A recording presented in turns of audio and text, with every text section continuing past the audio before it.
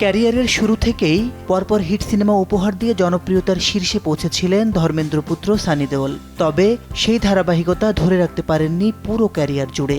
একটা সময় কঠিন বিপর্যয় নেমে এসেছিল তার জীবনে। সিনেমা লাগাতার ফ্লপ হওয়ার কারণে একেবারেই কাজশূন্য হয়ে পড়েছিলেন তিনি। দীর্ঘদিন ধরে ঘরে বসে থাকতে থাকতে বিরাট অঙ্কের ঋণ এসে পড়েছিল তার ঘাড়ে। ভালো চিত্রনাট্যের অপেক্ষায় ছিলেন বছরের পর বছর।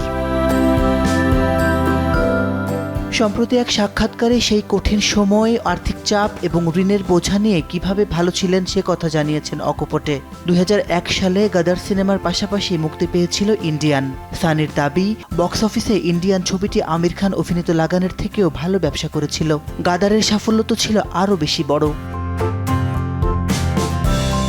এরপরে জো বলে সো নিহাল সিনেমাটি ঘিরে তৈরি হয়েছিল বিতর্ক। ছবির নাম ও বিষয়বস্তু নিয়ে শিখ সম্প্রদায়ের একাংশ আপত্তি করেছিল। পরিস্থিতি আরও ভয়াবহ হয়ে উঠেছিল দিল্লির একটি প্রেক্ষাগৃহে ছবি প্রদর্শনের সময় বিস্ফোরণের ঘটনায়। প্রাণ হারান একজন, আহত হন বহু মানুষ। রাজনৈতিক চাপ এবং নিরাপত্তাহীনতাজনিত আশঙ্কায় শেষ পর্যন্ত প্রেক্ষাগৃহ থেকে ছবিটি সরিয়ে নেওয়া হয়। সানির অভিযোগ, রাজনীতির প্রভাব ক্রমশ ঢুকে পড়ছিল ছবির জগতে। তার মতে, সিনেমা পরিচালকদের কাজ বিনোদন দেওয়া, অযাচিত হস্তক্ষেপে সেই কাজ তাদের করতে দেওয়া হয় না। পেশাগত অনিশ্চয়তার সঙ্গে পাল্লা দিয়ে বাড়ছিল সানির আর্থিক চাপও। প্রযোজনা সংস্থা থেকে নিজের পরিচালিত ছবিও প্রত্যাশিত সাফল্য পাচ্ছিল না। দিল লাগি, ঘায়েল রিটার্নস কিংবা পাল পাল দিল কে পাস কোনোটি তেমন ব্যবসা করতে পারেনি। 2023 সালে প্রকাশ্যে আসে সানির আর্থিক সমস্যার খবর।